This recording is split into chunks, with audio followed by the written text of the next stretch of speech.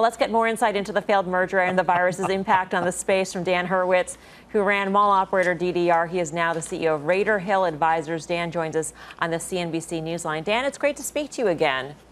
Good to hear from you, Melissa. Hope you're well. All well here. What is your sense on this deal and how tight this agreement is? I mean, to try and get out because of a material adverse event or because of a disproportionate impact from the virus on Taubman, I mean, those things seem to be hard to define, at least in court. Well, I think we have to keep in mind these are two very sophisticated parties, and this was an agreement that was negotiated at a very different time. And I think both of them have an obligation to exercise their bargain for rights as they see fit, and what's in the best interest of their shareholders. I think Simon obviously took the first shot this morning, and Taubman has responded, and I think this will continue for quite some time.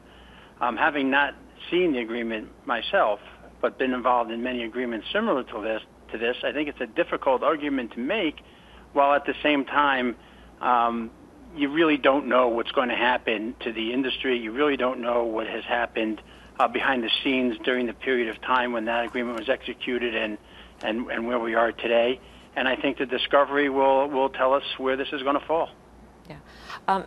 From your perspective, how uncertain are things for the operators of malls right now? I mean, some malls are starting to reopen. Others are still shut because they are in more densely populated metropolitan areas. Certainly the consumer might not fully be back. What's your sense? I mean, are you glad you're not heading up a REIT right now?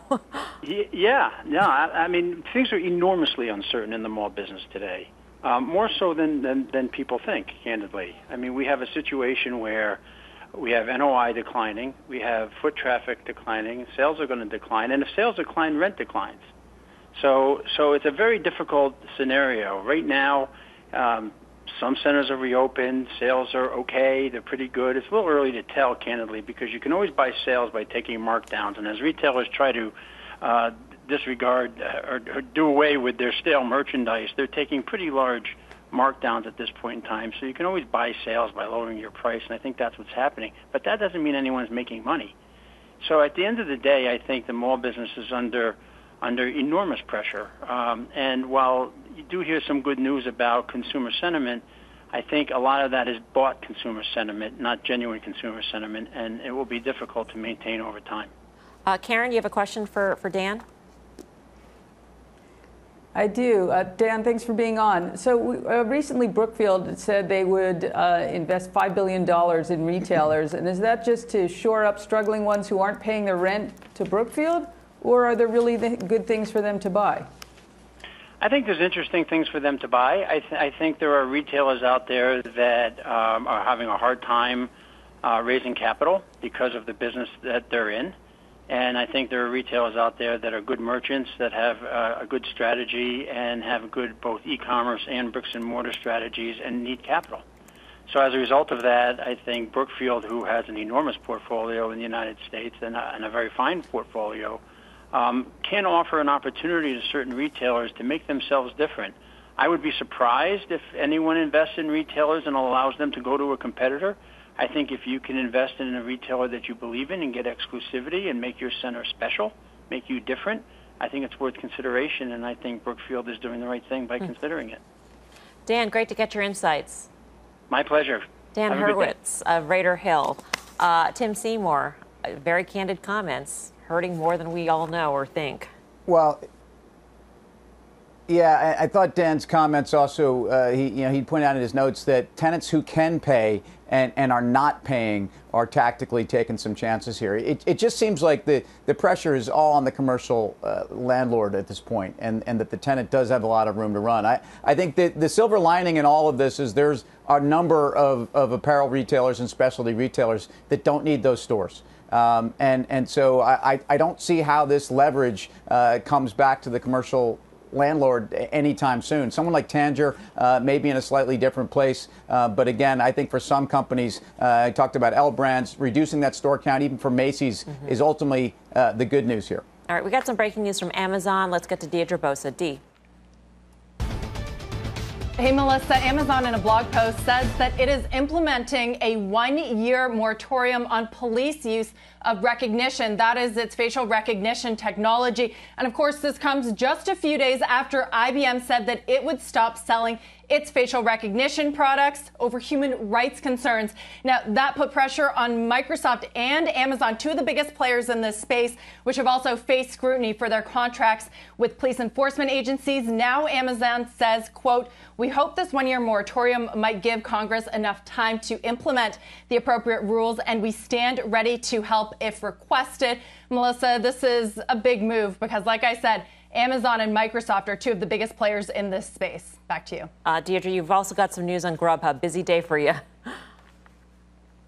It is. It's all coming out right now. That deal now official. Grubhub and Just Eat Takeaway, which is a European food delivery company, they are going to merge in a press release. JustEatTakeaway.com says that it's creating a leading global online food delivery player. It says that this is the world's largest one outside of China, measured by GMV. That's gross merchandise volume. And Melissa, this is an interesting move because, of course, we thought that a deal might occur between Grubhub and Uber, which would mean major consolidation in the U.S. food delivery market, which is hugely unprofitable. That would have combined the number 2 and number 3 players. Now with a European acquirer, it looks like that competition is set to potentially intensify even further. So on one hand, this is not good news for Uber that wants to be a big player in this space, but it is good news potentially for restaurants and consumers that could see more competitive commission rates and more discounts on the consumer side. Yeah, Deirdre, thank you. Deirdre Bosa. Dan, Nathan, that means that competition is going to be very fierce in this space here in the U.S. Yeah, you know, investors like this deal. I'm surprised they like this deal, but I think Deirdre just said it. Less competition, that means lower losses, hopefully getting some synergies and having greater market share. You know, this company is expected to do $12 billion in sales this year and lose about $6 billion on a GAAP basis. So anything that reduces that loss makes a lot of sense. I just go back to Lyft. I just think that Lyft, a pure play on North American rideshare will come back. I really think that they should be a part of a big company like Google, for instance, that has a strong investment in autonomous and kind of wrap those things together for the data in the meantime. So to me, I much prefer Lyft here than Uber. Guy.